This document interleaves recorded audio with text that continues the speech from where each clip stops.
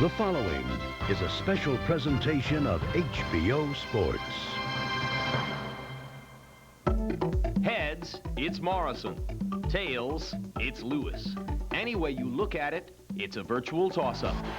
Both are power punchers. One from the right side. Right hand by Lewis. Product goes down. The other from the left. And there's the left hook, and down goes Carl Williams. Both have questionable chins. Down goes Lewis, having caught a short left hand inside. Oh, Tommy stunned by right hand, and down goes Morrison. He has been plagued by a weak chin. Both have knocked out over 80% of their opponents.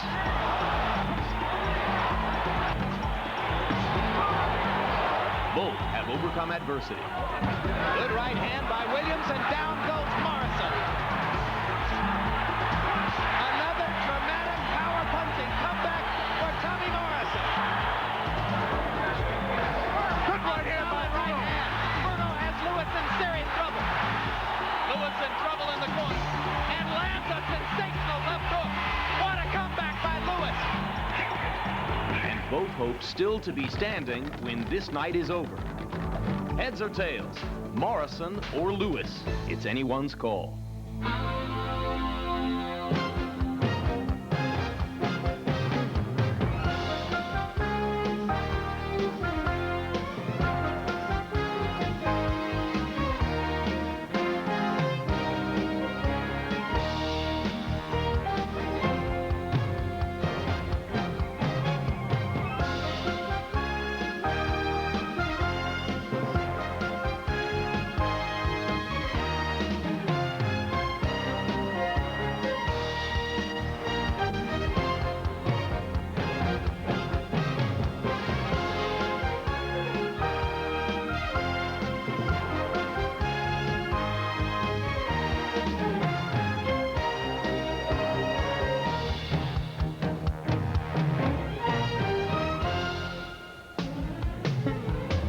From the Atlantic City Convention Center in Atlantic City, New Jersey, HBO Sports presents World Championship Boxing as two power-punching heavyweights, Lennox Lewis and Tommy Morrison, face one another in a matchup scheduled for 12 rounds.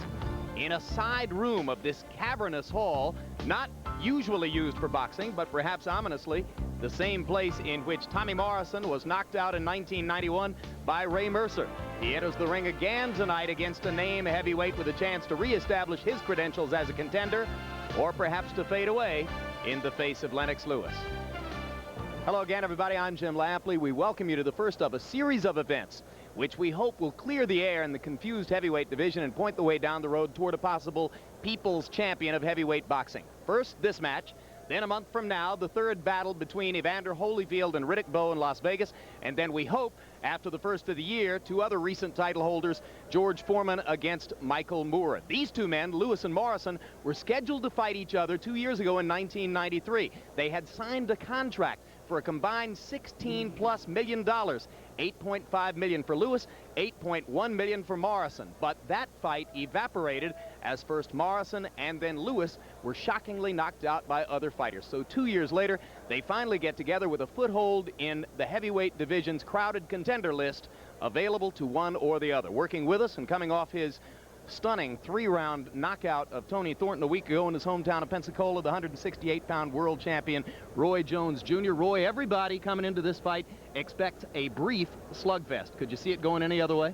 I mean, what else can these two guys really do? I mean, they're going to come out. Nobody wants to waste time. The first guy who lands the big shot will be the guy who's in control. Somebody may get hurt. Somebody may get knocked out early. Who knows? But these fighters know this coming into the fight, so they've got their bums all juiced up. They're ready to go. All right, so Roy goes with the flow and expects a slugfest, as do most. Tommy Morrison has seen most of his fights go that way. Lennox Lewis is a bit of an enigma, Larry Merchant, and a year ago, whether fairly or not, Lewis was knocked from the ranks of serious heavyweight contenders by one punch from Oliver McCall. What must he do tonight to get back to that plateau? Well, I thought Tommy Morrison, who should know, put it best when he said that a heavyweight is always just one punch away from redemption or oblivion. And whatever else you can say about Lennox Lewis, that he's awkward and too defensive, that he has a crowd displeasing style, he can punch. That right hand, which may be the biggest punch in all of boxing, is crowd pleasing. Another thing you can also say about Lennox Lewis is that, unlike all the heavyweights out there, he has never ducked an opponent. He's been willing to fight anyone at any time. And lately, that also includes the world chess champion, Garry Kasparov, who, according to Lewis, has promised to play him an exhibition after he defends that title in New York. So, in that fight, you can be sure Lennox Lewis will be a very big underdog, but I think tonight he is the strong favorite to checkmate Tommy Morrison. And to those who have derided him as a heavyweight, not as a chess player, Lewis likes to point to the one big change he made after his loss to McCall a year ago, when he fired one trainer and hired another.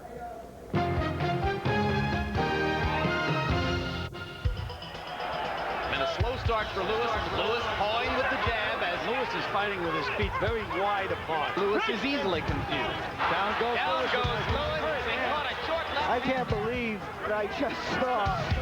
When Lennox Lewis lost his heavyweight title to Oliver McCall a year ago, he may have realized for the first time in his career what's been obvious to many observers for a long time, that his boxing skills were limited, that he telegraphed his right hand, underused his jab, and had trouble keeping his balance. But rather than to take the blame for his loss, Lewis pointed his finger at his former trainer, Pepe Correa. He told me just to go out there and knock him out. And I was so wound up that I went out there and just threw the right hand to try and knock him out. But I left myself, you know, unprotected. You know, you could say I had a Muppet in my corner and he was telling me to throw out the wrong punches. Pepe was more like a cheerleader than a trainer. A cheerleader with whom Lewis was quite happy for almost 2.5 years. In need of a new trainer, Lennox hired Emanuel Steward, ironically, the man who had prepared McCall to beat him. I'm actually learning, and which is exciting for me because this is something that I always wanted to do. I don't want to come to the gym and all of a sudden come out of the gym and I say, well, what did I do today? What did I learn today? I'm actually learning something now. He basically was winning his fights on a big right hand and tremendous natural physical talents and strength. And since working with him, I've tried to improve his balance more. Aside from his balance, Lennox has to be more authoritative and aggressive with his jab. There's constructive criticism, and I've got a very open mind when it comes to that. You know, if I have a bad day in the gym, he'll tell me I look terrible. And that makes me want to come back the next day and look good because I hate looking terrible. So he's talking the talk, but can Lewis walk the walk? In his last 2 fights since having lost the title, we've seen largely the same plodding, jabless, unaggressive Lennox Lewis. Until he improves his technique, criticism will continue. So far, I've got to say, it looks a lot like the old Lennox Lewis. Oh, no changes at all. I've read that Lennox Lewis doesn't have no power. Lennox Lewis doesn't have a chin. Lennox Lewis can't box. People don't give me enough respect, and I think this is a lot of things that I'm boxing for, and each fight that comes along, I gain respect. But he's had little opportunity to fight for real respect, having seen planned bouts with Evander Holyfield, Riddick Bowe, and tonight's opponent, Tommy Morrison, all fall through for different reasons. Even in his hometown of London, Lewis plays second fiddle to countryman Frank Bruno, especially now, because Bruno holds the title Lewis lost to Oliver McCall. I've already fought Frank Bruno. I've gave him 17 unanswered punches where the referee had to dive in and save him. Bruno is the past. Lennox Lewis is the future. For the moment, that's wishful thinking. Bruno's never been more alive, and Lewis is still haunted by his own past, a landscape littered with unfulfilled potential. I just make sure that I just win and go on from there because until I get up against a boxer that a lot of people respect and then take him out, then I'm taking all his admiration and putting that towards me. When I first came into boxing, I realized that it's not going to be a straight road as everybody thinks. There's going to be your hills, your curves, and you're going to hit some potholes. And that's the kind of journey that, you know, Lennox Lewis has gone on and still is on. But I'm climbing that hill. to the pinnacle. Lewis reached the pinnacle for a brief moment when he knocked out Razor Ruddock in London 3 years ago. He needs that kind of performance again tonight, that kind of electrifying display of skill, if he is ever again to be taken seriously by heavyweight power brokers. We bring you back live to the Atlantic City Convention Center. Still to come in a matter of a few minutes, Lennox Lewis of England against Tommy Morrison of Oklahoma. A battle to establish one or the other as a remaining serious contender for the People's Championship of the heavyweight division. Roy Jones Jr. Lennox Lewis says that Emanuel Steward's presence in his corner will change him a lot. But Lewis turned 30 years old last month. How much at this stage of his career can Steward do to change him? Well, I don't think Steward can really do a whole lot to change Lewis. Basically because Lewis is 30 years old. It's hard to teach a guy something new at age 20. So what could he really teach him or change about him at age 30? I'm curious to see, because I haven't seen it done. On the other hand, Steward could be the guy who could guide him back to some of his old things that he may have shied away from, that can make Lewis a much better fighter, that can bring Lewis back to where he used to be. The guy who knocked out Ruddock a few years ago. There you go. That's who he needs to be to make a splash again in this division, as he gets ready to face yet another new incarnation of Tommy Morrison. Tommy's had about 6 different personal presentations. Now he presents himself to us as a quiet Seventh-day Adventist who leads a model life in his small town in Oklahoma. That's quite a change from what we've seen in the past. 2 years ago, Larry, you and I were in Tulsa and watched him get hammered in the first round by lightly regarded Michael Bent. At that moment, did you ever think you'd see him back in this heavyweight contendership picture? Yeah, sure, if he lived. But that was never a sure thing with Tommy Morrison, because he's one of those people who thinks the fast lane is for wimps. One of the things he has going for him, of course, is that he's a box office attraction, and box office attractions can be as difficult to get rid of as sinus infections. But the other thing he has going for him is that he is a survivor. He reminds me of those race car drivers who always seem to walk away from those terrible wrecks. Peel them up against the wall, roll them over, set them on fire. You just can't kill them. So I think you can knock him down, Jim, but I wouldn't count him out.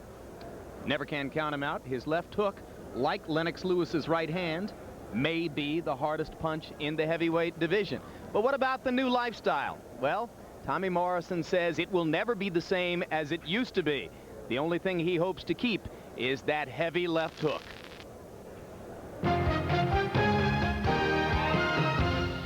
When Tommy Morrison first appeared in the late 80s, he was, inevitably, billed as the next great white hope. A slugger with a swagger who co-starred in Rocky V, he won his first 28 fights, 24 by knockout. But success came so easily, training lost its urgency.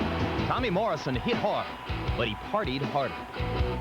Got into a few tangles here and there, drank a little bit too much, but that was the extent of it. You know, I felt that I got crucified by that short stint that I had hanging out in clubs and that sort of stuff. But to me, it was fun, and I was too young to realize and too young to be responsible for my career. You know, my career it wasn't always helping me. There was a lot of people that were depending on me, and I was a very selfish person at one time, and I didn't really care about them. Only I was a me person. A 5th-round knockout loss to Ray Mercer in 1991 stunned Morrison, but not enough to stop him from drinking or hanging out in clubs.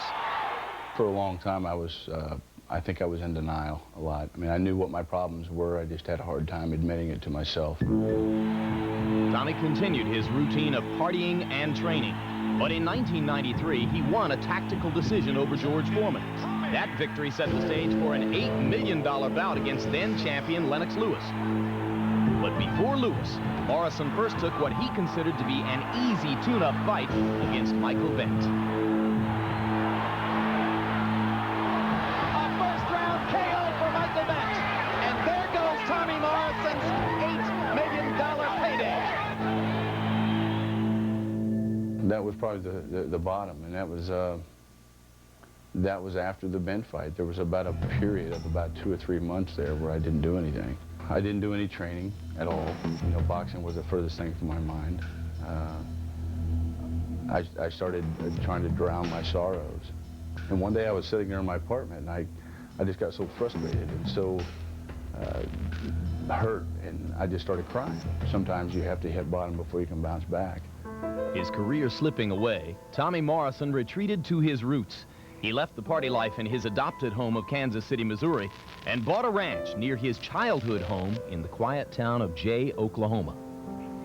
My focus in life was not a bar anymore. I don't go to bars anymore. I don't want to be around that sort of lifestyle. And boy, I'm just so happy that that's all behind me. You know, there comes a time in everybody's life you got to grow up a little bit, and I finally reached that level of maturity where I started doing things right. You know, trying to make people happy, and number one, trying to make myself happy. Tommy has tried to separate himself from the temptations that damaged him earlier. The only wild animals here are the monkey, the leopard, and the 2 cougars he now raises.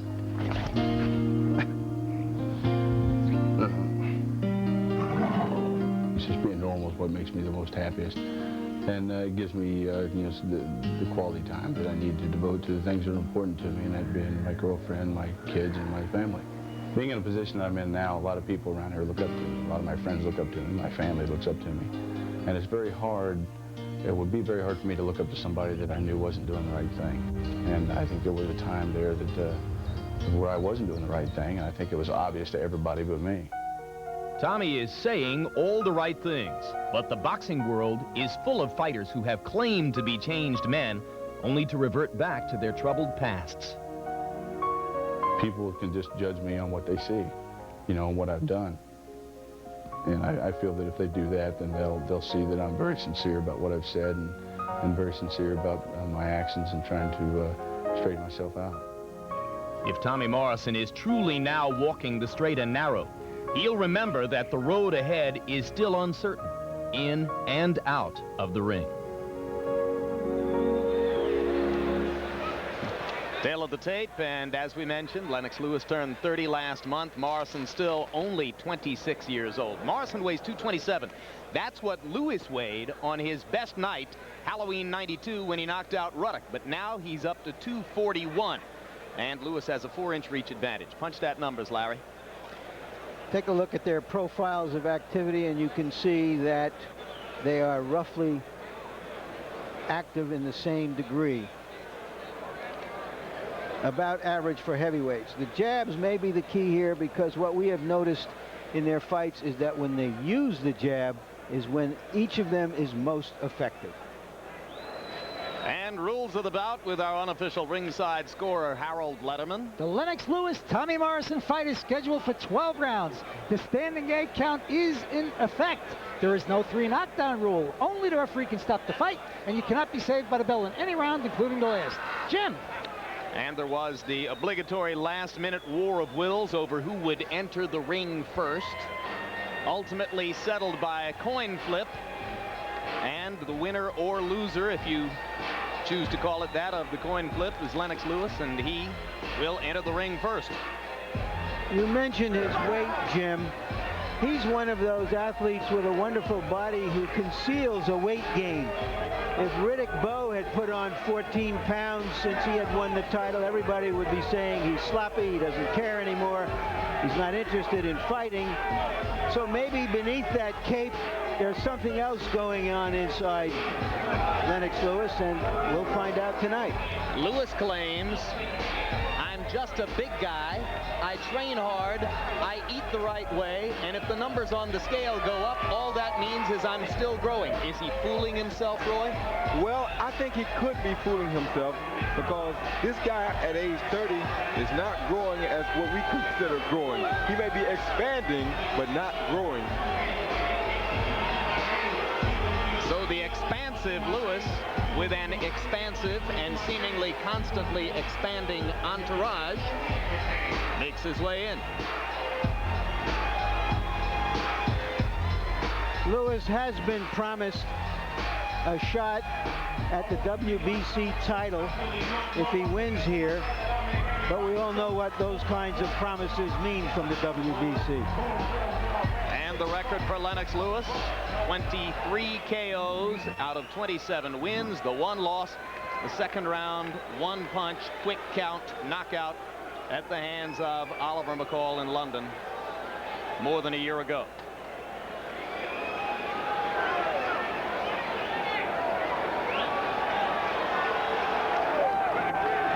And preceded by trainer Tommy Burgess, here comes Tommy Morrison.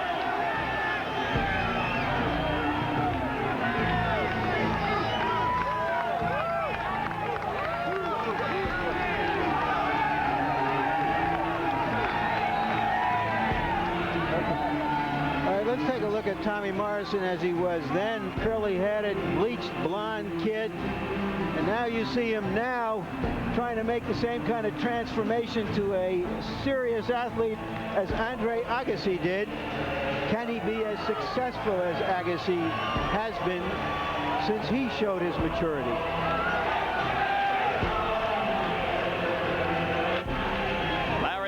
All of the surgeries Morrison has undergone, the most recent shoulder surgery in the wake of his 6th round technical knockout of Razor Ruddock earlier this year. He's had about a dozen surgeries altogether, just 26 years old, 6 on his legs, 4 on his hands, 1 on his jaw, and 1 on that shoulder. He's been through the wars in and out of the ring.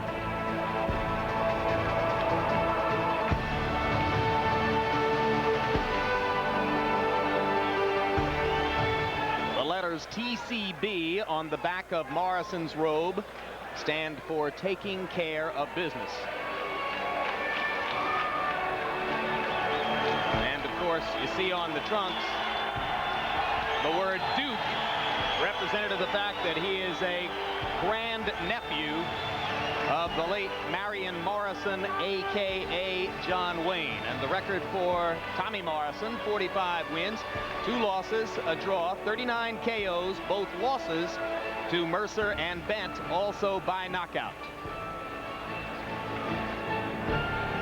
Tommy Morrison is a 3-to-1 betting underdog in this fight, probably as much as anything because of this.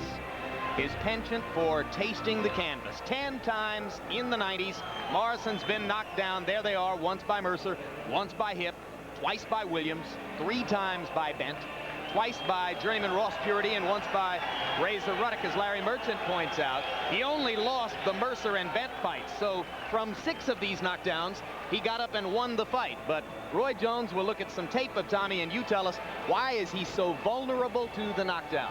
One of the main reasons is that Tommy is a big puncher. When you're a big puncher like that, you have to be stationary to deliver the big shots. They also take up more time getting from point A to point B.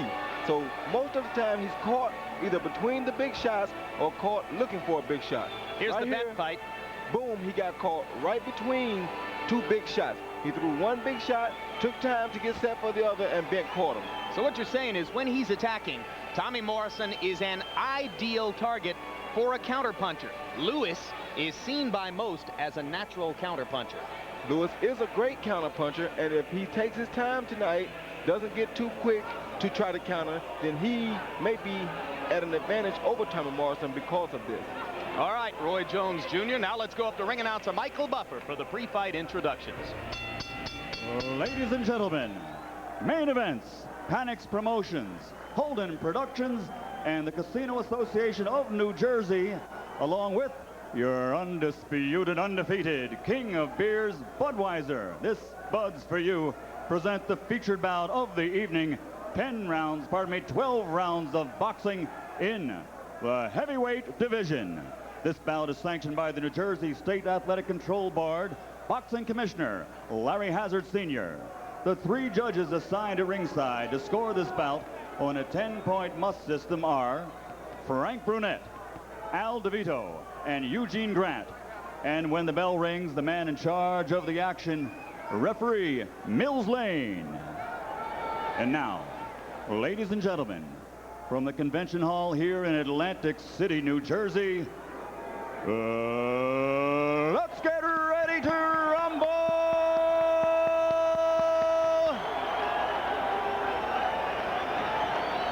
Introducing first, fighting out of the blue corner, wearing the black trimmed with red and weighing in at 227 pounds, He comes to us tonight from Jay, Oklahoma, and brings a professional record of 45 victories against only 2 defeats with 1 draw. And 39 of his victories are by way of knockout. In his career, he holds victories over Razor Ruddock, Pinklin Thomas, and Big George Foreman. And he has captured 2 championship belts from the WBO and the IBC. Ladies and gentlemen, introducing a 2-time world heavyweight champion, Tommy The Duke Morrison.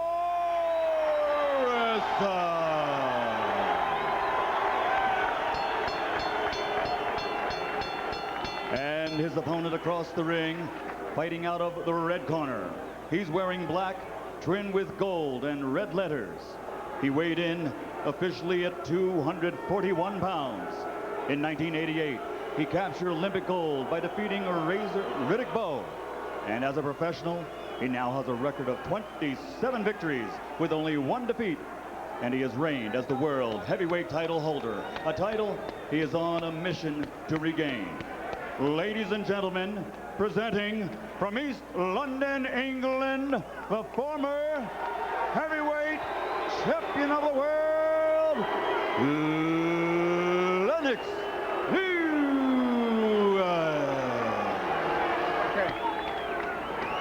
Okay. All right. Tommy, Morrison. All right, listen up. If he goes right here, Tommy, right here is going to be all right. We've already gone through all the instructions. Expect a tough, clean fight. Protect yourself at all times. Any questions here? Any questions here? Let's get it on. These fighters are not so much at a crossroads as at an intersection without any stoplights, and everybody is looking for a big collision. Yesterday, when we met with them, Lennox Lewis made a big point of telling us that he has learned since the McCall fight how to ease his way into a bout, not looking for the big punch from the outset. Tommy Morrison has made a big point of saying, I don't think I can outbox Lennox Lewis. I don't even think it's worth trying. But he did outbox George Foreman a couple of years ago, and there are some of us who still expect to see some of those in and out tactics. I think Morrison made a very good statement, because with Lennox using this jab like he is, it's going to be very difficult for Morrison to outbox him. The weight that Lennox has added looks good. He is not too big. He's gained weight in all the right places. It must be mostly in his legs, because I cannot tell from his upper body. His upper body looks good. Lewis trying to land the right cross, has missed a couple of them so far. Morrison not able to open up and throw much yet, as Lewis is keeping him at bay with the jab.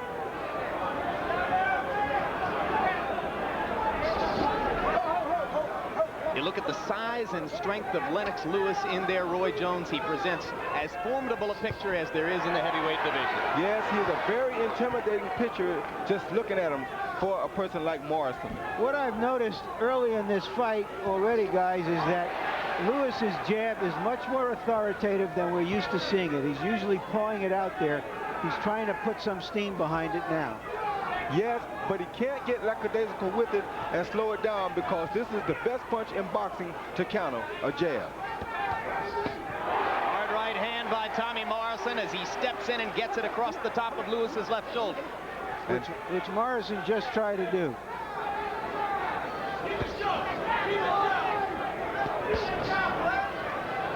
Lewis is old, and most think bad habit is to leave the jab laying out there and measure his man with it. And the reason that they think this is a bad habit is because the best time to hit a guy, like I said, is when his jab is extended.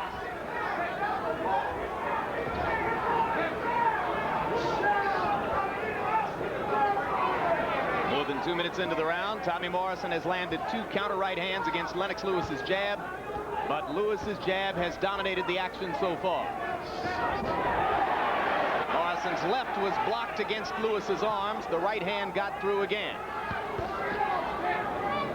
If I were in Lewis's corner, I would be telling him to throw the straight right to the body some.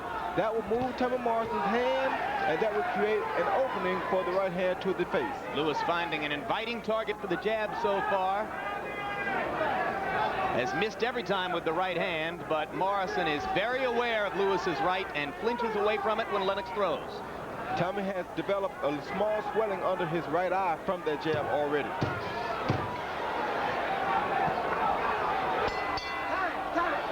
Another right hand miss as the round comes to a close, and a relaxed Morrison allows himself to go to his knees. Lewis pushing him on the back of the head.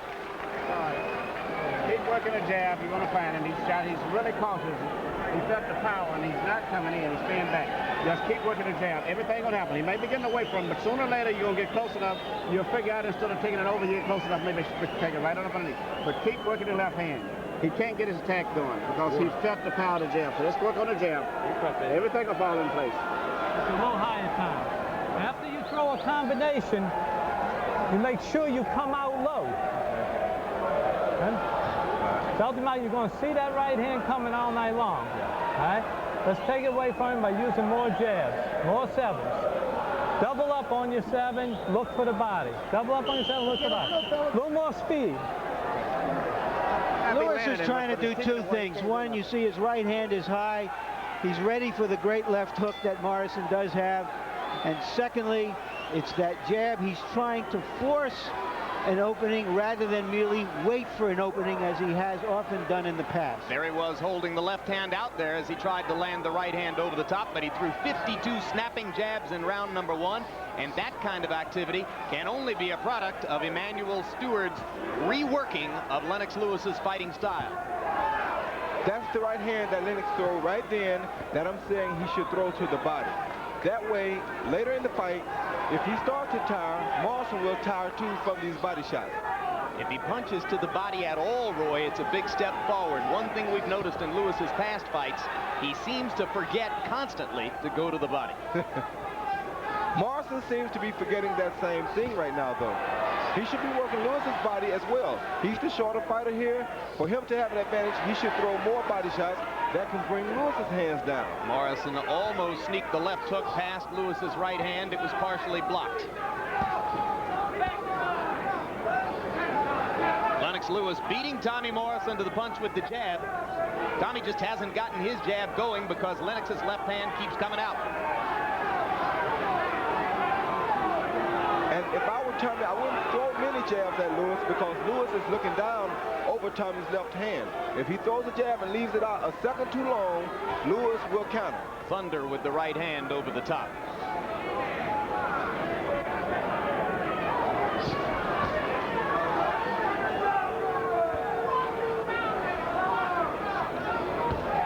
One thing I did like about Tommy is that in between the first and second round in the corner, Tommy was breathing, long stride, and there's a good body shot.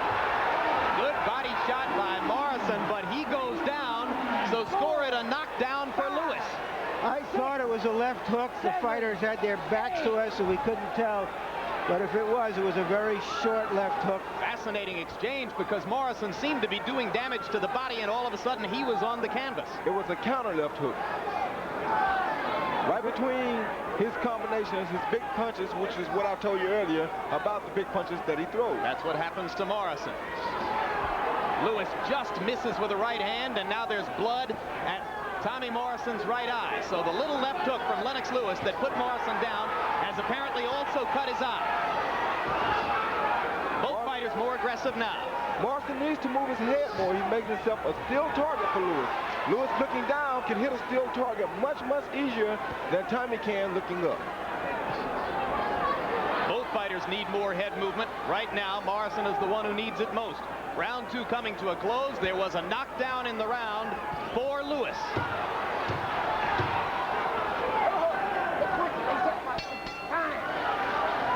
This is the best Lewis we've seen in a while. Much more measured, less wild, better footwork. Much better footwork. Okay. They call it a little left hook there. Yeah. All right, look, listen to what I'm saying. We're letting him fight his fight here because we're at the end of his punches. Okay. All right, this round we got to pick up the pace. You got to start stalking. All right, let's check out and see that left hook that we thought was delivered inside. If it is, it's one of the most impressive punches we've ever seen Lewis land, although it just landed high on the head. But he wasn't even throwing those kinds of punches on most occasions before, looking to throw that short left hook. They get a little lower. One thing about the combination that enabled Morrison to be hit was that he threw a double right hand, which left the right side of the face wide open for too long of a period of time. In the corner. Lewis also has that right hand up around his head like a gate, trying to block Morrison's way in with it. There's another good left hook by Lennox Lewis as he goes right after the eye that he bloodied in the last round. The way he's throwing that hook is almost as though he's been watching some Roy Jones tapes or something. It's not that good, Roy.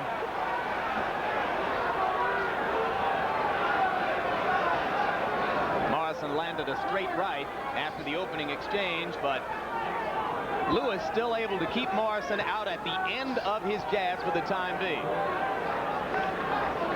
Lewis must be careful here. He throw the wild punch then.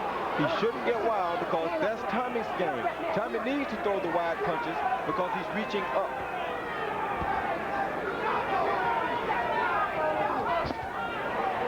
The knockdown, of course, marked the 11th time in the decade of the 90s that Tommy Morrison's been down. There's another good left hook for Lennox Lewis. And if Morrison keeps standing out there and letting Lennox dictate the pace, you can count for a 12th knockdown because he will go down again. It's crazy to stand out there on the end of a tall man's punches. He has more leverage out there. It's harder for you to hit him from out there, and you're in his punching reach, and he is not in yours. So how is Tommy going to get inside? He has to move his head and start trying to make Lennox throw decent punches so he can slip them and get inside. Once he gets inside, he has to stay inside. That right there is not the place for Morrison to be. So far, he has not been able to slip Lewis's jab. He's eating it, and as long as that's the case, he won't get inside. Well, there he's inside. He can block the jab, go in, but he can't throw 2 and 3 punch combinations because Lennox is doing something smart. He's punching between Morrison's punches, which is what I told you would be a problem for him. Let him go, Lennox. Let him go, Tommy. Lewis landed a downward canted right hand there. Not full power.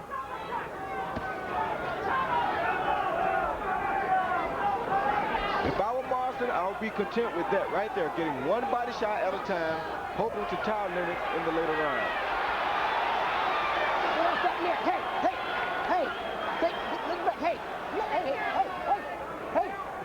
Get off that neck. Come on, let's go. Mills Lane all the way here from Nevada tonight. If we get a chance later, we'll tell you exactly what's going on there.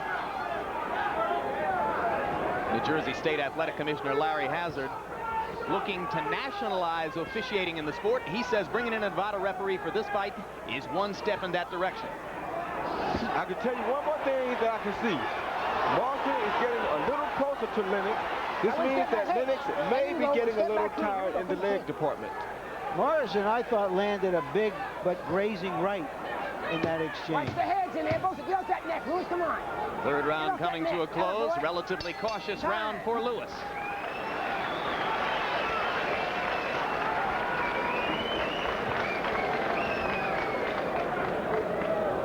You know what you can do. I'm going to leave it up to you. If you want to, you could almost just walk him down, get right inside on him now, because you got control of him inside. Walk him down if you want to with short shots and keep making him move back. Take the rest of his strength. You don't have to worry about no shots. You can walk him down and stay with short shots there and push him back all while you're punching. Because your punches are much shorter than his punches, also.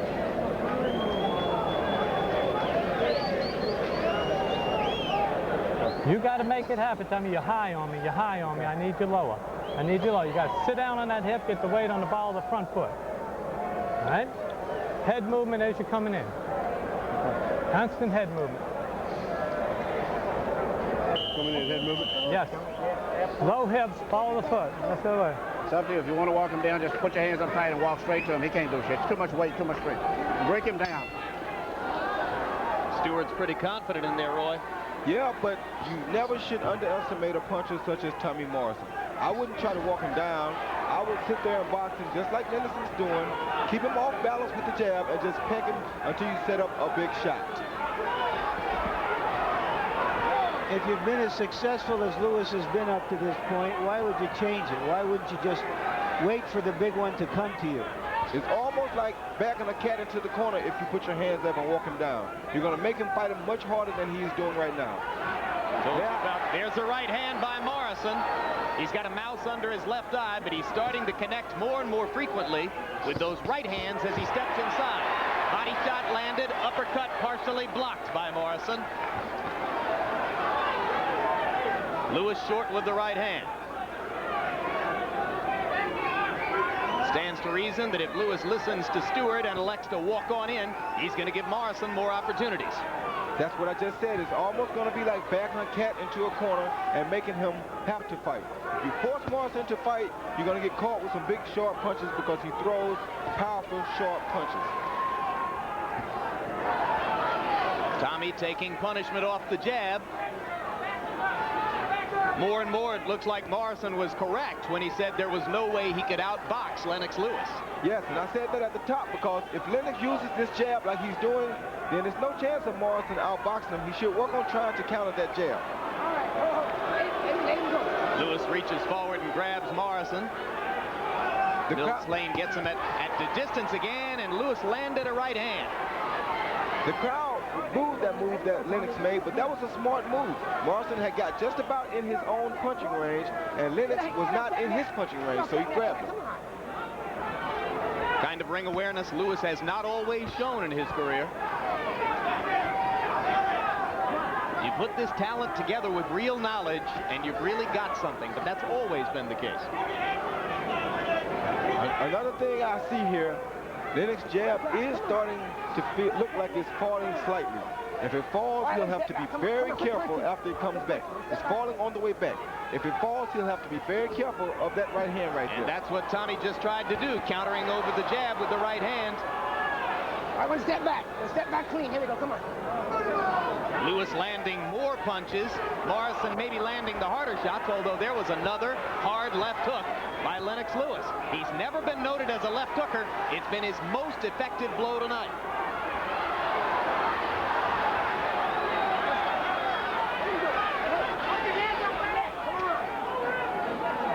Blood from the right eye of Morrison again after that left hook by Lewis. Morrison stepping in with the right.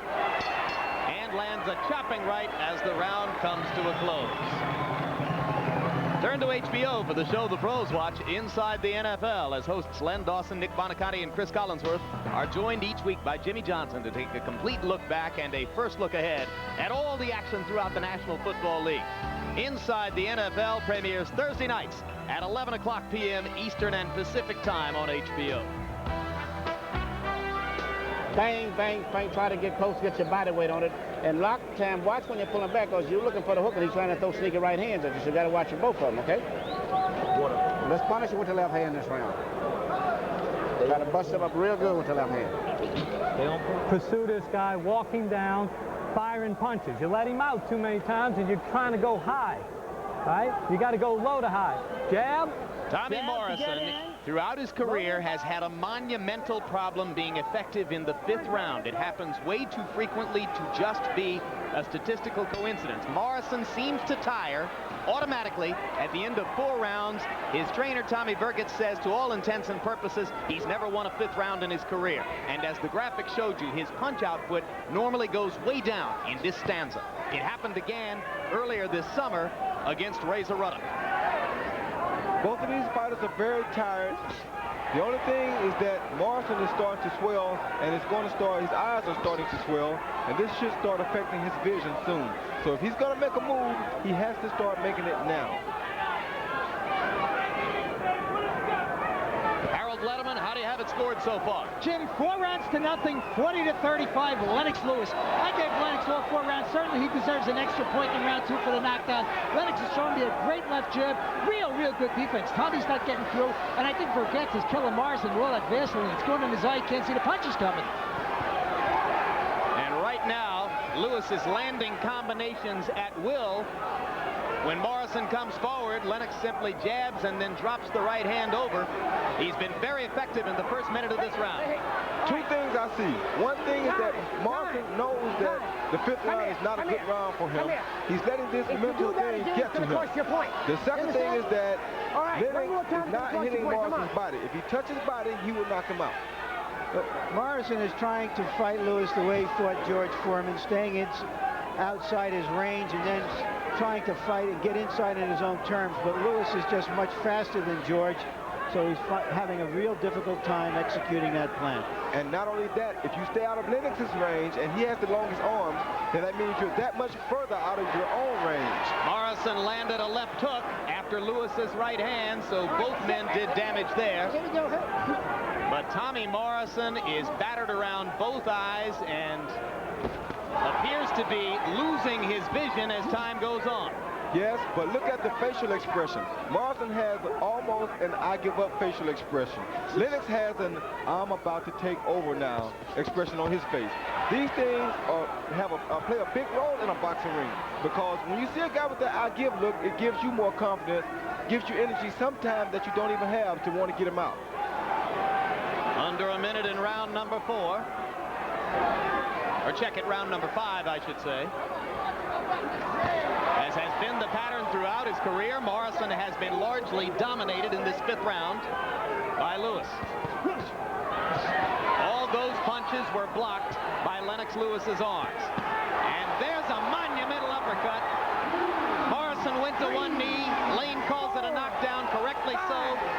Morrison knew it. He went immediately to the neutral corner, and that right eye's looking pretty bad. This fight is basically over. Like I told you before, Morrison has the I give up look on him. Lennox knows it. Lennox is just going to keep coming. Lennox has done his homework on Morrison. He knows every combination that Morrison throws, and they're insane. So he cannot hit Lennox. Round 5 ends. Lennox Lewis, to this moment in the fight, has looked better than at any time in his career since Halloween night 1992 when he clocked Ruddock in the 2nd round. Come on. I got this one. I got the left one. All right. Give him a round, Bob. Give him a round. Yeah, we're going to give him a round. We just want to see how bad it is. Okay. Tommy, listen to what I'm going to tell you now. You have got to take him into a war this round. Okay. Right? There's no more. We're not going to win by points on this. You got to get low. You got to stalk him. You got to take him into a war. Okay. Nice, tight, low, controlled combinations. He's thrown a lot of long right hands, Lewis, in this fight, as we've often seen him. But it's that short one that Tommy Morrison didn't see that put him down. Like I said, Lennox has done his homework on Morrison. He's using some of Morrison's own combinations on him. That's Morrison's favorite combination that he dropped him with just then. Tommy Virgin, take some of this grease off. Morrison's trainer, sounds like he might stop the fight himself unless Morrison can do some serious damage in this round. Yes, he asked the doctor to give him one more round when the doctor wasn't even thinking of it at that point. Yes, but he can sense the urgency on Morrison's face. Morrison has basically almost given up in this fight. He wants to go out and see can he land a big shot now. Oh, that's a terrific right-hand shot by Lewis. That landed flush on Morrison's chin. Very flush. But Morrison just wants a chance to try for one more knockout. Then I think he knows that he's basically outclassed by Lewis. He'll make a statement here anytime. In pleading his own case, you might have heard Morrison say to the doctor, I've still got my left hook. By way of saying, listen, don't stop this thing too fast. I'm dangerous. But the left hook has not been a factor so far. Down goes Morrison again, and this is becoming a blowout. Morrison is too concerned about his eye. He's letting his eye take him out of the fight. 3rd knockdown of the night for Lewis. And Lennox begins to showboat just a little bit. Now he comes back to the jab, popping it and bringing it back the way you're supposed to. This is the round that Morrison stopped Ruddock after taking a terrible beating. Lane's getting very close to a stoppage here. You get that sense. Down goes Morrison again, and I wonder if Mills has seen enough. There is no 3 knockdown rule in effect. That's the 4th knockdown of the fight, and that'll do it. A terrific performance by Lennox Lewis. Defensively, he kept that right hand up so that he completely neutralized Tommy Morrison's outstanding left hook. His jab was harder than we've seen it before, more purposeful. He fought a perfect fight for Lennox Lewis. Emanuel Steward has been saying for the past few months, there isn't a heavyweight on the planet who could last 8 rounds with Lennox Lewis. Now that obviously has a touch of hype in it. Well, it has a touch, but the hype that it has is to give other heavyweights the message that he is willing to challenge anybody to go. And that's a sign of a great champion. Had Lennox fought Riddick Bowe back when both of them were champions, I think one of those guys would be the world heavyweight champion right now today. Yes, the unchallenged king of the division. That should have happened in early 1993. For a variety of reasons, it didn't. Now, let's take a look at the first of the two knockdowns in this round. Roy Jones? Lennox, like I said, has sensed the feeling of urgency on the face of Morrison, so he know all he had to do was hit him. This first one, that's a jab that really did the damage. That shows you how weak mentally and physically Morrison was. It's another look at the first knockdown, and the jab bothered him there. You can see that Morrison was concerned about his eyes at this point, and once again, you'll see the jab do the damage there, followed by the finishing right hand that put him on the canvas. Now here's knockdown number 2, Roy. Knockdown number 2 is almost the same thing I did to Pat Zilzer. He let Morrison punch till he had him tired. Morrison thought he could walk out of an exchange, but he couldn't. He wasn't out of the range of Lennox. Because Lennox got closer to him, he was used to backing up and being out of range. But see right there, he wasn't out of range. And how effective was that left hook tonight? Aside from one damaging left hook against Bruno in Cardiff a couple of years ago, Lennox has never been known for that punch, but he landed a dozen good left hooks in this fight. Like I told you, I can tell he's watching the Roy Jones video. Somebody somewhere has been watching some Roy Jones tapes. When you throw it right, what a dramatically effective punch it is. Let's go to Michael Buffer for the official particulars. KO victory is march to regain the heavyweight championship continues. The winner, former heavyweight champion Lennox Lewis.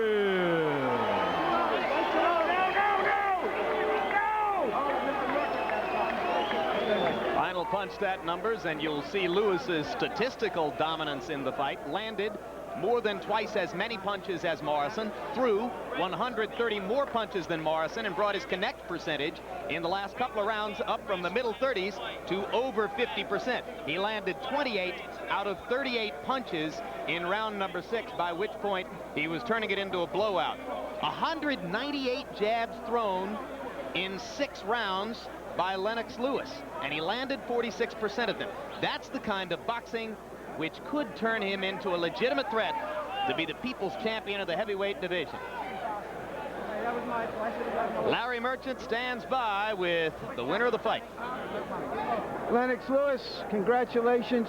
You describe for us how you were different, or how you felt different in this fight than you have in some other fights. Well, you know, I came out really relaxed. I just realized that, you know, as long as I take patience and use my jab and let's go behind a good jab and just throw some combination, it wouldn't be too much. Describe what you think are the changes in Lennox Lewis now, because to us at ringside you seem to be not only using the jab more, throwing a left hook more, which we hadn't seen much of, being more aware by having your glove defending against his left hook. How have these changes come about? Definitely Emanuel Steward. I have to give credit to Emanuel Steward and the team behind me, Courtney Shan, Harold the Shadow Knight. They've helped me develop this, and you know, all I needed was a good coach to show me some technical things, and I'm a good student. Hold on for 1 second, and let's talk to the teacher here, the professor Emanuel Steward. Give us your grade for what he did here tonight and why he was able to do it. I'd give Lennox a B+ tonight. I thought the main thing is he had confidence. He came out with like a cocky, arrogant type attitude, like a gang leader, which is just opposite of what he has been in the past. And everything else flowed, mainly behind the left jab. That was the key. Even though he wasn't landing it early in the fight, it kept Morrison from getting set into any attack. Big up our crew. Is it fair to say you've not been trying to change him, but to modify him and use the things he has in a more positive way? No, I can't change him completely. He's a physically big man. He's loosening up more, physically and mentally, I think. And he's putting more punches, left uppercut, left hook. But the left hook is really the key that he wanted to work on in this particular fight. All right, we want to take a look at some of the knockdowns here as soon as we get a monitor in place. But let me ask you your plans first now for the future. Do you want the winner of Bruno and Holyfield, or do you, I'm sorry, a Bowe and Holyfield, or do you want Bruno for the title you once held? What's your priority? Well, my priority is Frank Bruno first, and then the winner of Holyfield or Bowe. I just take them as they come. I don't care who I fight. You know, I just want the best out there. I don't want no Mickey Mouse fights. All right. Let's take a look now at some of the knockdowns in the last round on the monitor as they come through. Describe the end of the fight for us. Well, basically, I was just taking my time because I realized that, you know, he was getting tired, and I watched him on videotape. Every time he moves away from a clinch, he always puts his hand down. So, and then he was watching out for my right hand, so I figured I'll throw my left hook. I told everybody I got an arsenal filled with punches I can throw at any given moment. So, you know, you can't really just watch out for the right hand when it comes to me. Thank you very much, and we hope to see you soon again, Lennox, after that performance. Jim? All right, thank you very much. Roy Jones Jr., that Lennox Lewis, is he a threat to be the best heavyweight there is? That Lennox Lewis is definitely a threat to be the best heavyweight on this planet today. Who would be the toughest matchup for him? Tyson, Holyfield, Bowe? Which one of those guys would present him with the biggest style problem? One heavyweight would be a problem. That's the other guy who I think could be the best heavyweight on this planet. That happens to be Riddick Big Daddy Bowe. And that would be a tremendous sight to see if they ever got in together, because they'd both be over 240 pounds, and they're the two hardest right-hand punchers in the division, probably. And they're both almost equal in style, equal in size, and equal in talent. So it will come down to a hard thing, a thinking man's game, and that way you'll find out exactly who is the best heavyweight out there today. People are always speculating about you fighting heavyweights. In fact, there's been discussion about what it would be like if you fought Tyson. Would you fight this guy? Nah, he's a little too tall. I have the same problem that Morrison had. I have a hard time catching him. I mean, you can't hit those tall guys. I wouldn't fight a big heavyweight. Let's go up to Larry again. All right, Tommy Morrison, it seemed to us that you were looking at a different, more disciplined Lennox Lewis in this fight than you might have seen before or hope to see again. Well, I think he was very disciplined in this fight, but, you know, one thing for me is that I wasn't able to execute the way I done. I just got a shot in the eye, it closed. I'm used to fighting with broken hands and broken jaws and all kinds of things, but I've never had to go to battle with something like this, and he's a long-arm guy. I have no excuses. I mean, he was a better man tonight, but, you know, I never fought in this position before, but I'm young, no sense in taking punishment, and I'll be back. You know, it's one of those things. So you're going to be coming back once again? Oh, definitely. You know, I think it would have been a different fight. Judging somebody as long as Lennox Lewis is difficult enough on its own. We tried to do it with one eye with the depth perception problem. Sometimes it's very difficult, and this first time I experienced it in 49 fights, and I didn't handle it that well, but next time we'll know what to do. You've always been a very keen and honest analyst of other fighters as well as yourself. Give us your analysis of this Lennox Lewis and some of the other big heavyweights out there. Well, based on the fight, you got to give him some credit. He did a good job against someone that's young and powerful. But on the flip side of that, was fighting a guy that was pretty much handicapped there. I'm not used to participating under these conditions, and you know, I'm a young fighter. I have a lot to learn. And you know, long fighters like Lennox Lewis are difficult in the fight on their own. But go and do it with one eye with a depth perception problem makes it even a little more difficult. And you know, hey, he's come in. And I think he was in better shape tonight than I anticipated. He's been up in weight lately, but it doesn't seem to be giving him a problem, or certainly not giving him a problem with someone with one eye. Thank you very much, Tommy. Jim? All right, Larry, what about Tommy Morrison, Roy? Off of this performance, you're tempted to say that he's probably never going to be at a level where he could compete with the top 4 or 5 or 6 guys in the division. Well, his style just doesn't allow him to be able to compete with these guys with his chin not being extra strong. In order to be a small guy, you have to be able to absorb a lot of punches, because the taller guys are going to be punching down on you. You're a small target for them. You're open game. Every time you be still, they're going to hit you, and you have to be able to take 7 or 8 good punches in order to land one. And that one has to almost make up for that whole 7 or 8 that you took to get that one off. Roy, tremendous job again tonight. We'll look forward to seeing you again somewhere down the road. I guess you're at least going to come watch the fight November 4 in Las Vegas when Bowe and Holyfield go against each other. Almost definitely. I would never let Riddick Bowe go another fight without me being there to watch. I have to start supporting my Olympic teammate. Roy Jones Jr., another great job working as our expert commentator tonight. Thank you very much. Larry Merchant, your closing comments on Lennox Lewis's destruction, really, of Tommy Morrison. Well, I've never seen a leopard change its spots or a tiger change its stripes, but I have just seen a fighter who once was a champion, really trying to modify his style in a way that very few fighters are ever successful at. We can't say that he's completely successful because this is just one fight, but it speaks once again to the tremendous athleticism, intelligence, and ambition of this fighter. He let his ego get in the way before he went out to do the kinds of things that he really is uncomfortable with in his inner soul. In his inner soul, he's more defensive. That's his personality. That's what he was taught to do. And now we've seen him make a pretty impressive statement, even though it was against a fighter who has some limitations, who isn't that widely respected. That's a pretty good thing he did there tonight. He couldn't have hoped for a better result, and I think he has served notice on all of the other heavyweights out there, and hopefully what I would like to see certainly is that he would fight the winner of Bowe and Holyfield. Well, indeed, as we mentioned, this is the first of a series of events that we hope is going to clear the air in the heavyweight division, and in a moment we'll be talking to the two principals in the next big heavyweight fight upcoming. That one is scheduled, as we mentioned, for November 4 in Las Vegas, a pay-per-view event.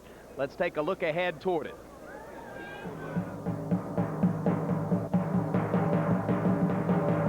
Hundreds of heavyweights have fought in the 90s, but only two have created the heavyweight rivalry of the decade. Any breaking from the challenger? Any breaking from the champion? Let's get it on! In the first fight, I think we showed great determination, wanting to beat Chap, and there was no quit. I think that night we both were willing to die for what we wanted.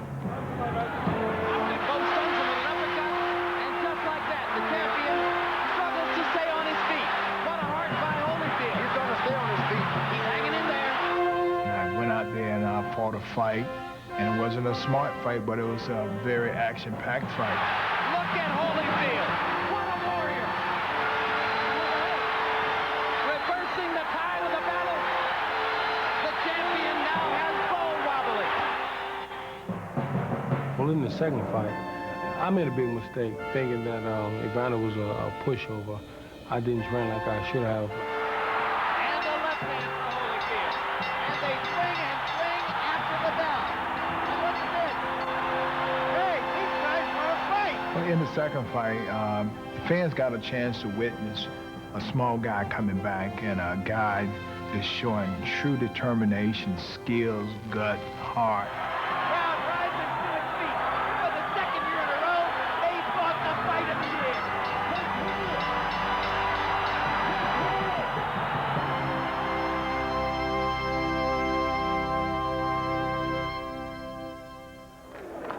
Welcome back live to ringside in Atlantic City, and right now we're ready to talk with both of the principals in the upcoming war, Holyfield Bowe 3. From Atlanta, Evander Holyfield. From Las Vegas, where he's preparing for the fight, Riddick Bowe. Riddick, let me start with you because you're the man who fought Lennox Lewis in the Seoul Olympics 7 years ago. You've known him longer than anybody else in the heavyweight division. What about Lennox's performance tonight? Was that great Lewis, bad Morrison, or a little of both? I think a little of both. I think somewhere along the line, Tommy lost his concentration. And Lennox, he tried to use his jab a little bit more. So I think both things had something to do with it. Evander, let's talk about your path back into contendership in the heavyweight division. As you came back to the sport, you had a lot of options available to you. You chose a tough first-time-out battle against Ray Mercer. Now the third fight with Riddick Bowe. Why do you want to move already to this titanic confrontation? Well, I don't have a long time. After 1996, that will be it for me, and I want to fight the best fighters, and want to fight the fighters that gonna bring me more money, just as well as more status. In both of the first two fights, both of you hit a lot and got hit a lot. It's hard to imagine after 24 rounds like that we're going to see anything different, Evander. Do you expect the third fight to be very much like the first two? Well, it should be a little different. I'm bringing more. I don't know what Riddick bringing, but I'm hoping that I won't get hit as much as I got hit in the first two fights, but I know that I'll be punching more and I'll be a lot stronger and I'll be a lot smarter. Riddick, you're like Evander. You've got a lot of options and a lot of potential opponents. Aside from the big money, what are your reasons for wanting to fight this man a third time? Well, I really think Evander's the best out there. And not to mention I owe him one. I just felt like, you know, I'm the better man, and I want to prove it on the 4th of November. Evander, there's been a lot of discussion about the evening of November 4. As it turns out, both of you will be fighting down the street from Mike Tyson after he fights at the MGM Grand. Does it bring a little more juice to the situation? Does it make you excited to be fighting in the same town on the same night as Tyson? Well, not really. It really don't bring anything to me. I realize what I have before me, and that's Riddick. And, you know, my mind is not thinking about Mike Tyson or anybody else. I have a job, and I'm prepared to do a job, and I look forward to the fight. Then, you know, afterwards, I guess I can talk about what happened across the street. Riddick, your weight is always a subject going into every fight. I am told that when you arrive at the ring November 4, you will have trained longer and harder for this fight than for any of your other big fights since you became a heavyweight contender. Is that true? Yes, that is true.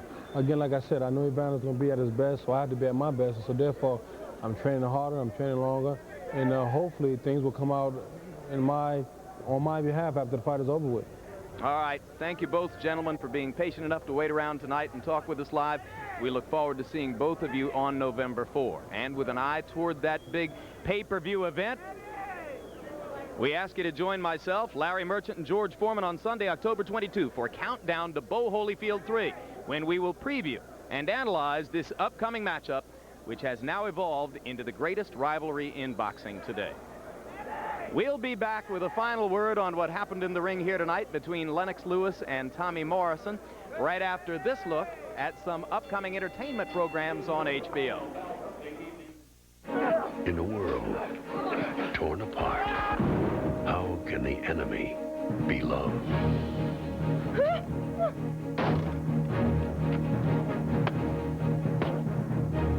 No. HBO Original Movies and executive producer Harry Belafonte present The Affair. Inspired by true events. Premieres Saturday, October 14th on HBO. That unmistakable face, that unforgettable laugh, that unbelievable haircut. People call me Forrest Gump. Oscar winner Tom Hanks in the highest-grossing box office movie ever to air on pay TV, Forrest Gump, an HBO exclusive, premieres Saturday, November 4th. Once again, here in Atlantic City tonight, Lennox Lewis took a big step back toward the center of the heavyweight championship picture with a 1:34-second TKO in the 6th round of Tommy Morrison. Lewis put Morrison on the canvas 4 times in the fight and thoroughly dominated the Oklahoman on the way to an easy victory.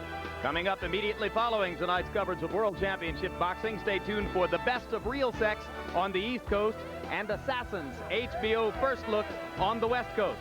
Boxing returns next month with a welterweight championship doubleheader featuring 2 of the sport's best. Pernell Whitaker defending his crown against Jake the Snake Rodriguez, and Felix Trinidad in his HBO debut putting his title on the line against Larry Barnes. See Felix Trinidad, he's sensational. Live Saturday, November 18 on HBO.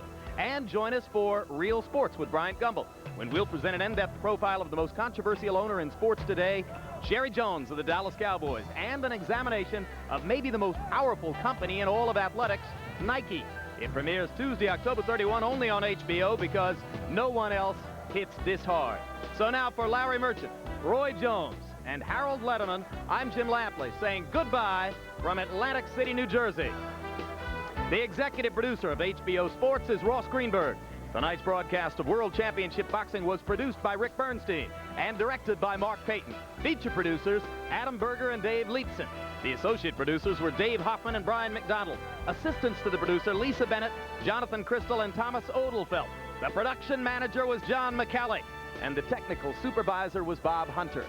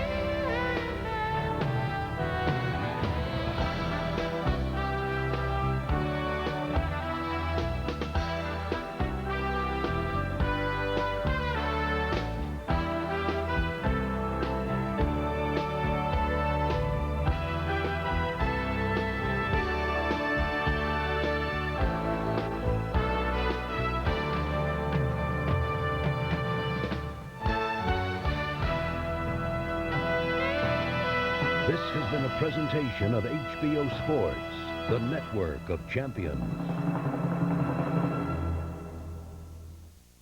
Number 1 was an all-out attack. They brawl in the center of the ring. Number 2 brought out the heavy artillery. For the second year in a row, they fought the fight of the year. Get the battle plans and strategies for what's sure to be World War III. Evander Holyfield. Holyfield showing his warrior's heart. Riddick Bowe. Both sons with an uppercut. Join us as we go behind enemy lines for the biggest 3 since Frazier Ali. The countdown to Bowe Holyfield 3. Premieres Sunday, October 22nd on HBO. Hey, these guys want to fight. What exactly is the important thing about a pea? How sweet it is. Sweet Pea Whitaker. HBO Championship Boxing.